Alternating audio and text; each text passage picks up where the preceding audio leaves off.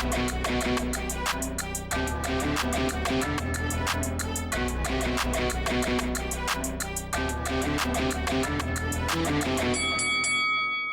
guys, welcome to Boxing Squared for boxing news and views from around the internet. Post-fight review, Frazer Clarke and Mariusz Wach at the York Hall in London. So you had Frazer Clarke sweeping all the rounds 100-90 on the referee decision alone card.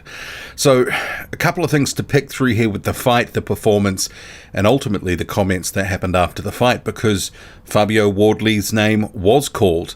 An offer is apparently with his team from Ben Shalom and Boxer and Sky to face Frazer Clarke. So we'll come to that.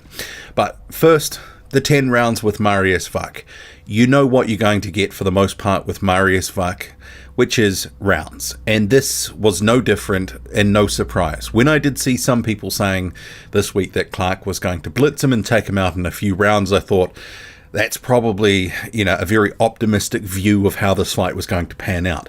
And obviously it went, I think, the way most people expected, all 10 rounds. And for the most part, Mariusz Wach did his usual thing where he looks to graft away, survive, a little bit of offense, but his offense in general is pretty limited. He'll have the odd little burst. He landed a few right hands here and there, in close, maybe the odd sort of short chopping left hook, but it was pretty thin and sparse throughout the fight. Round 7 was probably the best round of the fight for Mariusz Wach, and this was in a period where Frazer Clarke was actively managing his energy. He looked a bit tired, he had gassed a bit, and that would have been the only round, if you were to make a case for Mariusz Wach getting a round, that you probably could have given him. There was round 3 where he also threw some right hands and landed them. But for the most part, what we had was, especially in the first 5 rounds, it was a solid, without being spectacular performance by Frazer Clarke. So using the jab early, landing the odd right hand, working to the body with the left and the right hand, and you could sort of see, okay, he's going to try break down Mariusz Wach. In the first 5 rounds, all Frazer Clarke all the time, he just was in control. And it was pretty much the same stuff every round for the most part. The jab started to fall away a little bit, but there was the odd eye-catching right hand, and sometimes, a nice little shot to the body, left hook driven in. But second half of the fight, Clarke did gas, and he acknowledged this later on, which we'll come to. There were some rounds where he was obviously trying to take a break, manage his energy. First time he'd gone 10 rounds in his career, and he wanted to obviously not overdo things. And there were opportunities, and certainly I was seeing people talk about this on Twitter, where he probably could have put combinations together, but as I was pointing out, his energy and lack thereof of it, he was managing his reserves. He clearly wanted to ensure he could actually see the distance if the fight was going the distance, and it did. Rounds 9 and round 10, he sort of came back to life a little bit, upped his activity, some nice eye-catching work every now and then. But as I've said in different fights regarding Frazer Clarke, this performance, which was adjudged to be 100-90 by the referee, who was the sole arbitrator in this contest, solid without being spectacular. Frazer Clarke had spoken about wanting to silence his critics through this fight, wanting to make a statement, and other people were saying he was going to make a statement. But when you've got a guy who's as tough as nails and has been only stopped by less than a handful of guys in his career, and Frazer Clarke coming into this one wasn't necessarily a guy I think many people would thought, even at 43 years old, Mariusz Wach, I don't think many people thought Frazer Clarke would stop him, and he didn't. So it wasn't the statement that he wanted, and if anything, it does call into question his weight. So he was 270 pounds for this one. So 19 stone and 4 pounds, so 270 pounds overall. And Mariusz Wach, what was he, 21 stone something? He was a bit of a mess, but Mariusz Wach knows how to use his experience to go the rounds, and he's like iron. You really got to put a beating on him. In the case against Arslanbek Makhmudov was just going out there to absolutely try to put him down. And it took him several rounds. Martin Bakole took several rounds to beat up Mariusz Wach and stop him. And it was the case in both those fights. Those guys had to land a lot of shots, and they were using more volume than Frazer Clarke. And part of, I think, the volume issue for Clarke was he wanted to go the 10. He didn't want to use up all his energy. And I think the gas tank is a bit of an issue.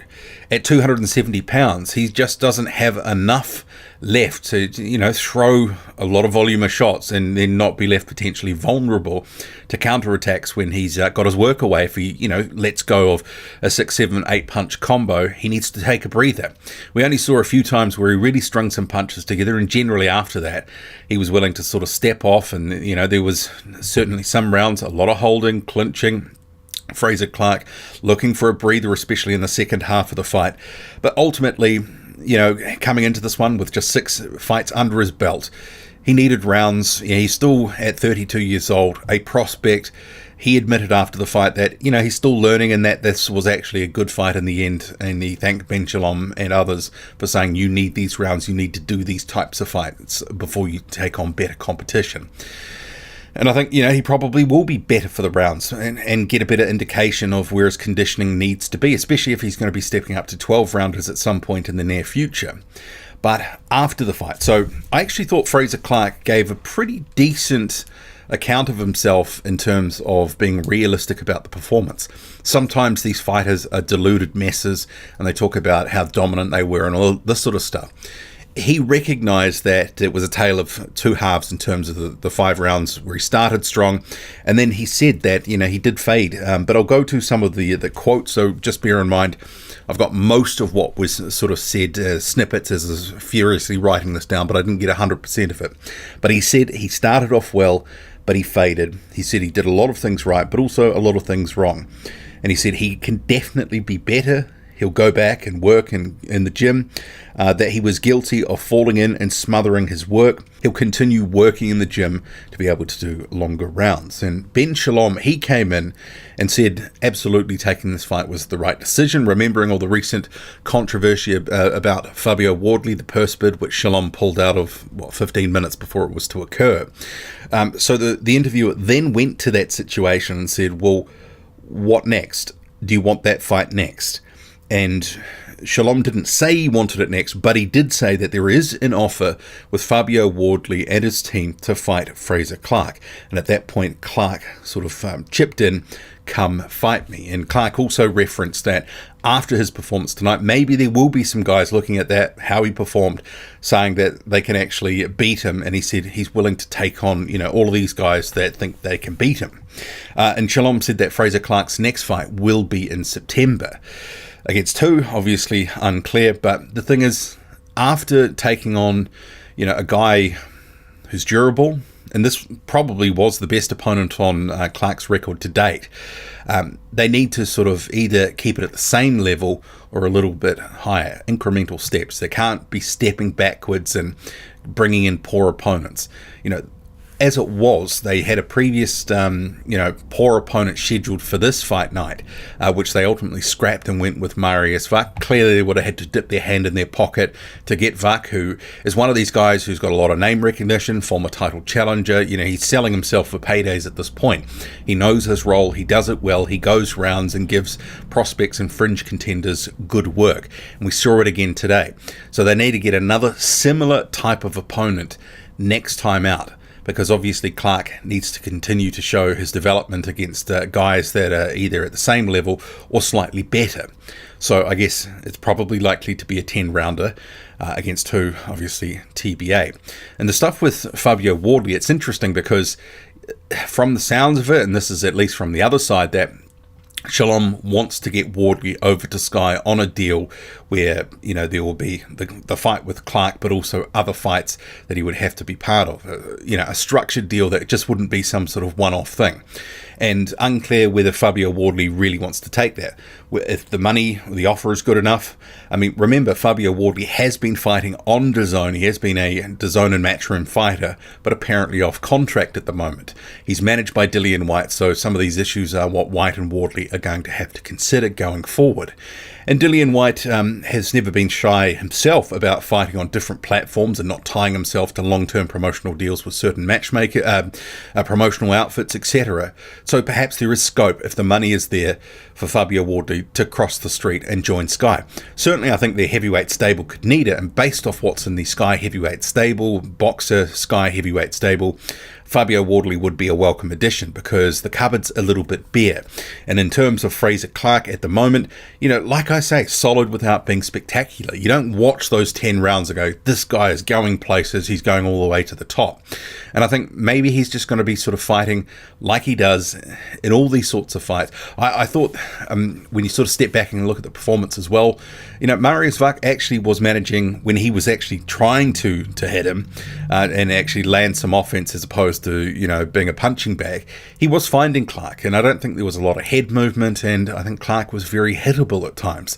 So there is some stuff to work on, certainly for Frazer Clarke, and I think there will be some guys licking their chops going, he's a beatable fighter, and that if I get my opportunity against him, I can beat him. There is another heavyweight in the Sky and Boxer heavyweight stable, Jamie Shakiva, who wants to face Frazer Clarke, but let's face it, he's not really in the conversation. Clarke's looking above that level. Shakiva is at about the same stage as Clarke with roughly about the same amount of fights, but he doesn't really have a profile, and him himself in some of his earlier fights hasn't been a hugely entertaining or exciting fighter, or built his name, or forced his case for that fight to happen. I know that there are some people who are big fans of him, but I don't think he's done enough to get himself in the conversation, really. But who next for Frazer Clarke? It's an interesting question. It'll be someone probably in the similar vein to Mariusz Wach, tough and durable, but also pretty washed at this point. It'll be getting some of these former title challengers or guys who've been former top contenders who are well past prime, probably over 40 years old. I know some people might sort of say, well, what about a Carlos Takam? I think it's way too soon for that. I think Takam probably beats him. I think there are other guys who are in that similar sort of washed category as Mariusz Wach that you could probably think of. I wouldn't be surprised if they tried to dig up someone like Johan Duiper or something of that ilk. Anyway, what do you make of the performance, the call out of Fabio Wardley? I'm not sure it's happening next or anytime soon, but what do you make of it all? Drop a comment loud and often, hit like, hit subscribe, follow me on Twitter, boxing_squared. I'm out.